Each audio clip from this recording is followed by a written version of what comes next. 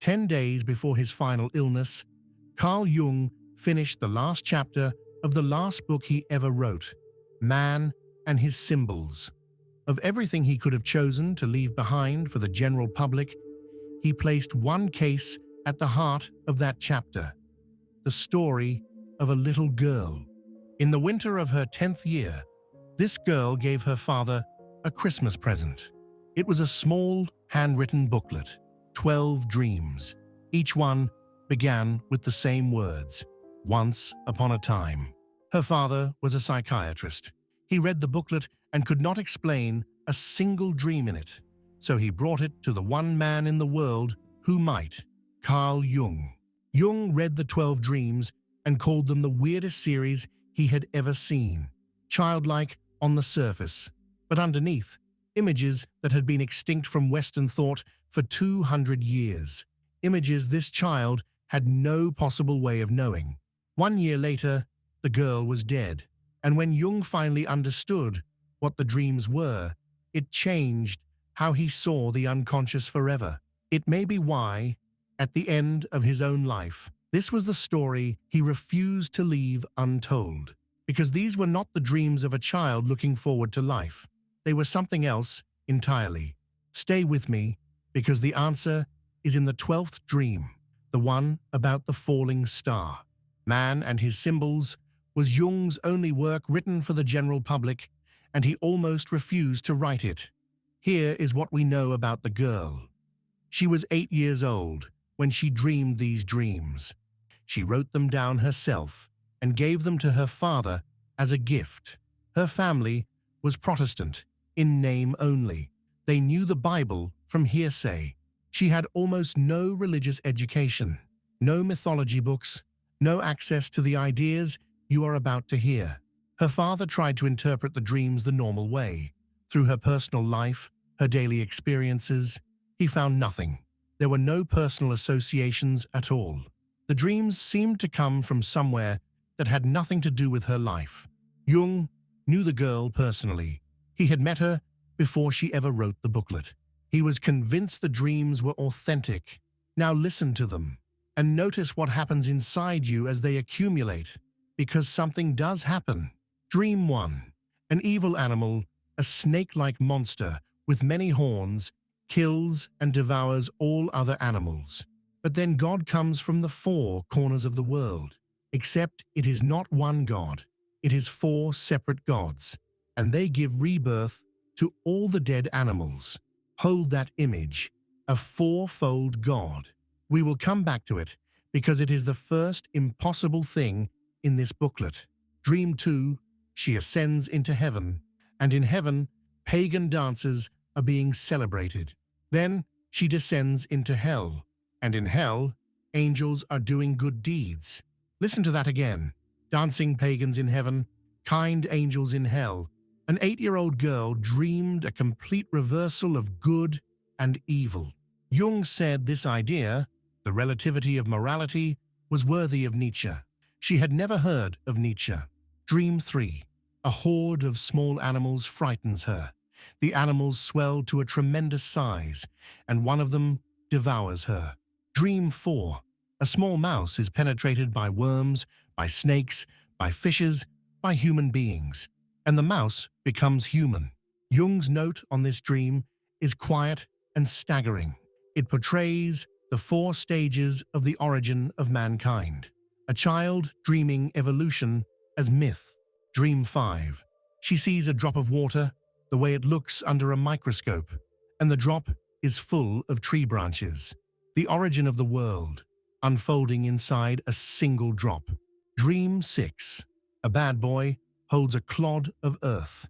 He throws bits of it at everyone who passes, and everyone he hits becomes bad. Corruption, spreading by contact, like a contagion of the soul. Dream 7. A drunken woman falls into the water, and she comes out renewed, sober, reborn. Dream 8. The scene is America. Many people are rolling on an ant heap, attacked by the ants. The dreamer panics and falls into a river. Notice the pattern forming. Destruction, then water. Destruction, then renewal. 9 of these 12 dreams carry the same hidden structure. Something is destroyed and something is restored. Dream 9. There is a desert on the moon, and the dreamer sinks so deeply into the ground that she reaches hell. Dream 10. She has a vision of a luminous ball. She touches it, vapors pour out of it, and then a man comes and kills her. That is the second time she has died in her own dreams. It will not be the last. Dream 11. She dreams she is dangerously ill, and suddenly birds come out of her skin. They cover her completely. Sit with that one for a moment. Illness, and then the body opening, releasing something winged. Dream 12. Swarms of gnats obscure the sun. They obscure the moon. They obscure all the stars, except one. And that one star falls upon the dreamer. That is where the booklet ends. A single light falling out of a darkened sky, directly onto the little girl who wrote it all down as a Christmas present.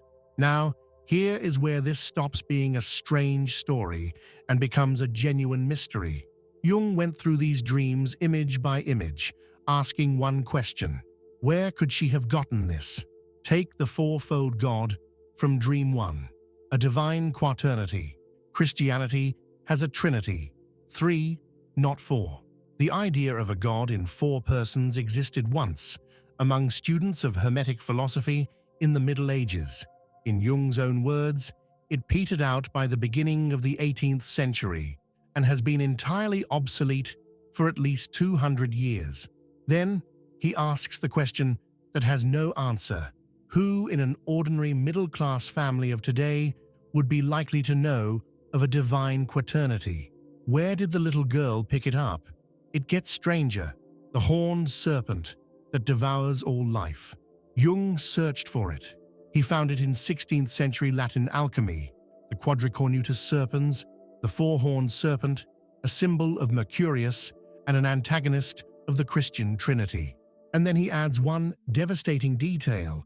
So far as I can discover, he says, it is made by only one author, and this child had no means of knowing it. One author, one obscure Latin text, 400 years old, and an 8-year-old girl in a modern Protestant household. And the first dream's ending, God restoring all the dead animals to life, is the ancient doctrine of Apokatastasis, the restitution of all things, an idea the early Greek church fathers argued about. Her own father had never heard of it. The dreams could not be traced to her life. They could not be traced to her education. They were, as Jung put it, more closely related to primitive myths than to anything Christian. They resembled the sacred stories told to young people in tribal initiations, the doctrines about how the world was created, how it will end, and what death means, which raises the question Jung could not avoid. Why was an 8-year-old girl being initiated? Because here is the part I have been holding back. Jung said that in tribal cultures, these teachings are given at 2 moments in life: at adolescence, when childhood dies and the adult is born, and in old age, at the approach of death. Then he said something about the girl that stops you cold. She was approaching puberty, and at the same time, the end of her life.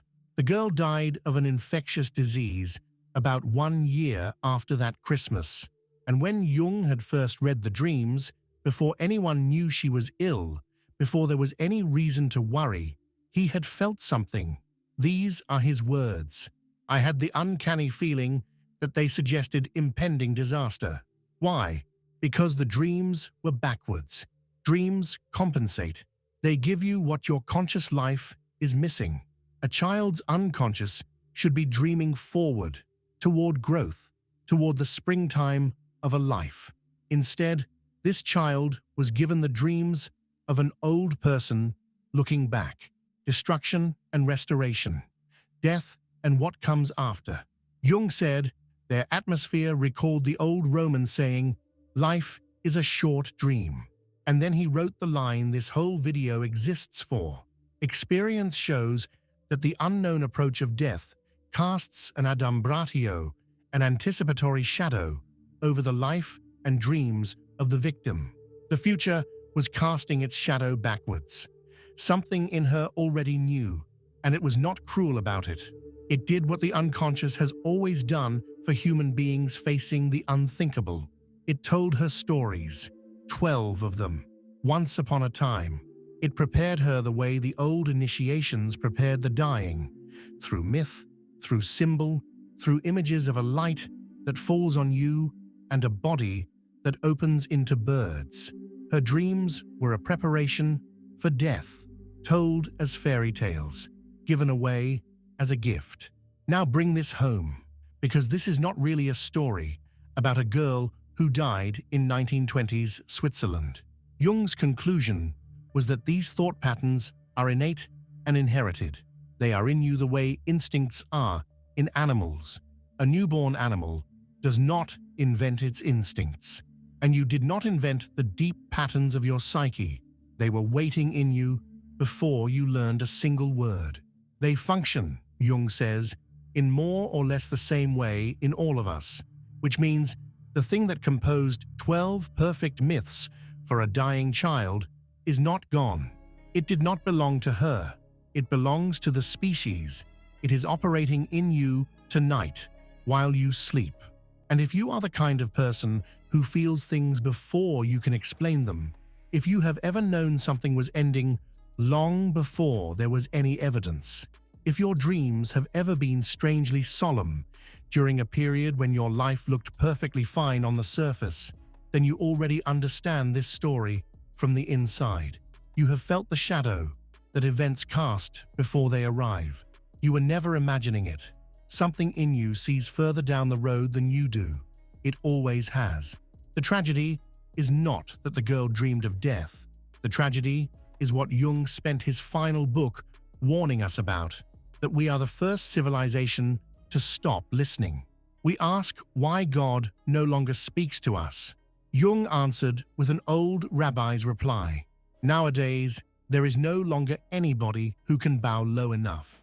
The little girl bowed low enough. She took what the depths gave her seriously enough to write it down, carefully, in her own hand. She honored it enough to give it away as a gift. And that may be the real reason Jung, 10 days from his own final illness, chose to tell her story one last time. An old man at the end of his life, and a child at the end of hers, both receiving the same message from the same source. The psyche does not abandon you at the edge. It walks you there. It has been telling you the truth all along, in a language older than your name. The only question is whether you will read the booklet it is writing in you. If this story stayed with you, you are exactly who this channel exists for. This is depth psychology for deep minds, for the ones who refuse to stay near the surface. So subscribe for more of Carl Jung's teachings, the ideas that were never meant to stay in books, because they were always about you.